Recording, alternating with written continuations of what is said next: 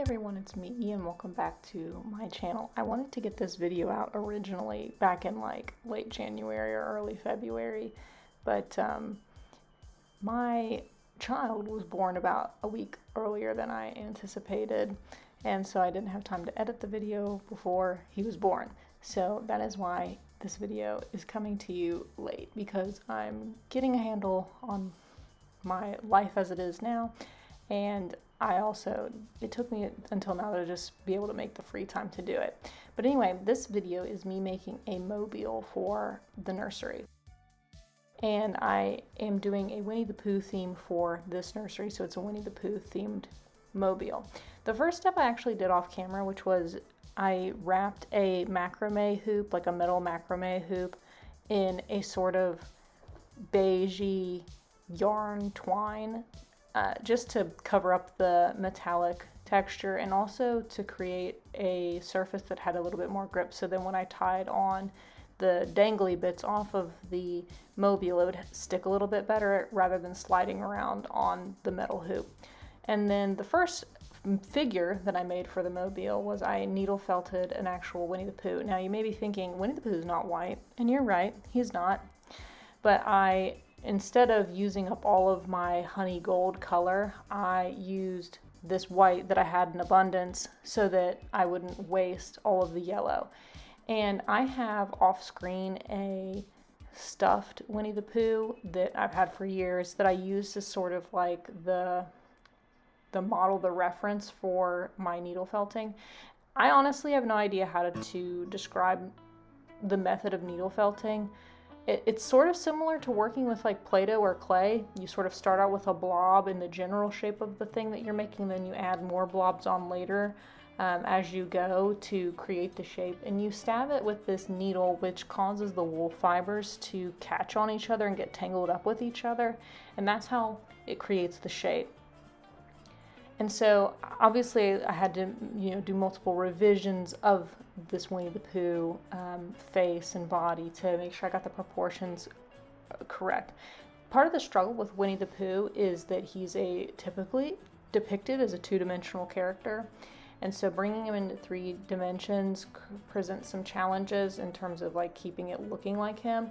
And I honestly think this is even evident in things like a Winnie the Pooh plush. I have probably 2 or 3 different Winnie the Pooh plushes kicking around my house, and all of them look slightly different, have slightly different proportions. Even like my Winnie the Pooh plush versus Winnie the Pooh that you would meet in the Disney parks, their faces have different proportions. So is his head more oblong or is it more round? Is his snout longer or shorter? It just depends on the reference that you're looking at.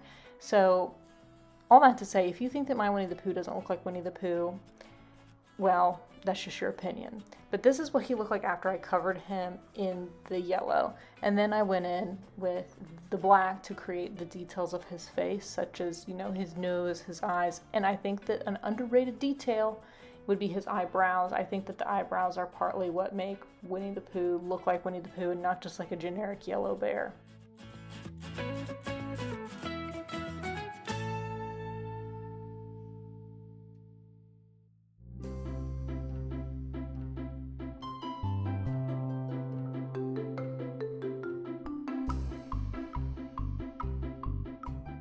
So the general design for this mobile is it's going to have Winnie the Pooh sort of down the center, and he's going to be hanging from a blue balloon.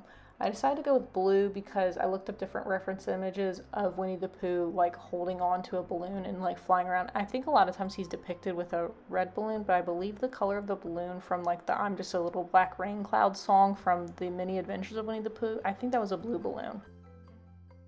So he's hanging from a blue balloon, that is hanging from a white cloud. So that is the centerpiece of the mobile. Here you can see me creating his shirt. So I basically wrapped the red wool around him and stabbed it into his chest multiple times until it became a shirt. I complained about this when I made my Totoro mobile for my first son, which is like needle felting is so violent seeming while you're doing it.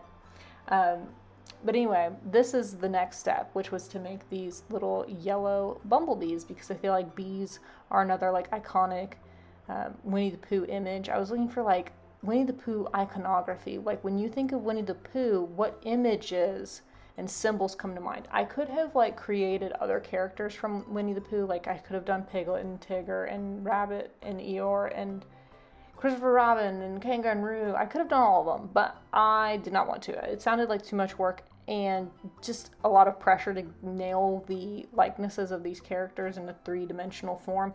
I thought Winnie the Pooh would be challenging enough, so I just stuck with him. So he's the only Winnie the Pooh character on the mobile.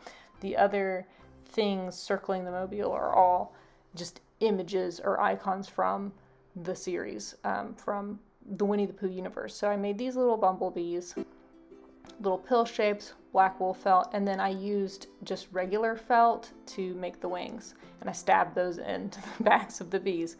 Now this beige thing you're looking at is going to eventually become a honey pot.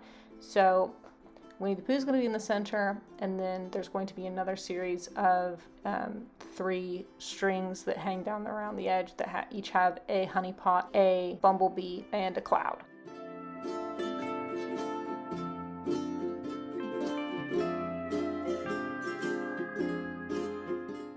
And then there's 3 other ones that are going to have butterflies and flowers, because I think that butterflies, flowers, honey pots, clouds, and bumblebees kind of cover the gambit of like Winnie the Pooh images, and of course balloons too, and there's a balloon in this.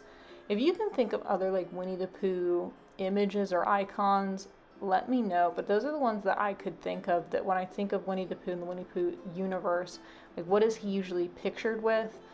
You know, sometimes he's pictured with like a butterfly on his nose. He's obviously big into honey, and bumblebees are associated with honey. So that's how I came up with like the concept for this mobile. So here are all the finished wool felted pieces. I did the blue balloon off camera. I worked on this in part like while I was watching stuff on YouTube with my husband, and sometimes I would needle felt in bed, which wasn't conducive to filming. Now this is where I'm making the central cloud. So the cloud in the middle that Winnie the Pooh hangs off of, like with the balloon in the middle, is the largest one. And then there are 3 other small clouds around, like I said, that the bees are hanging off of. The large one in the center I actually sewed around, and this is the same white felt that I used to make the bees' wings. And what I stuffed the clouds with actually is a dryer lint from some new white towels that we had gotten. It made a nice white fluffy batting, so that's what I stuffed the clouds with. But the one in the center I took the time to sew, but I didn't really like the result of that as much, so I just glued the other ones, the smaller 3 clouds that are on the bee strings. And now I'm making the flowers out of felt as well. So I made 3 white flowers and 3 yellow flowers for 6 flowers total, 2 per string that are associated with the butterflies. I kind of wish in retrospect that I had made all of the flowers yellow, because I feel like the white flowers kind of blend with the cloud and so don't pop as much as the yellow ones. So hindsight, I might have done something different, or I might have even done like a lavender or a lilac colored flower as well, because I feel like a lilac flower is often sort of something, again, you commonly see depicted in Winnie the Pooh. Because I was also trying to, you know, come up with a somewhat cohesive color story, I guess you would say, for this mobile. You know, I didn't want it to be too busy and loud with various colors. I wanted it to be fairly muted and pastel. These are the butterflies. They are pale blue and pink.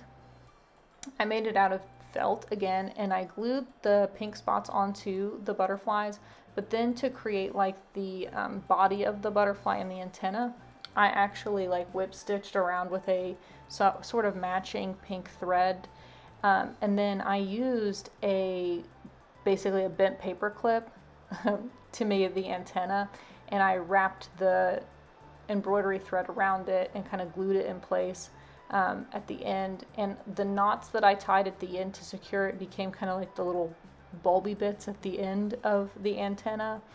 I think this was fairly effective, but I think it's a little bit messy looking maybe. It didn't It didn't quite look as like professional and clean as I would like, but I think they still look really cute.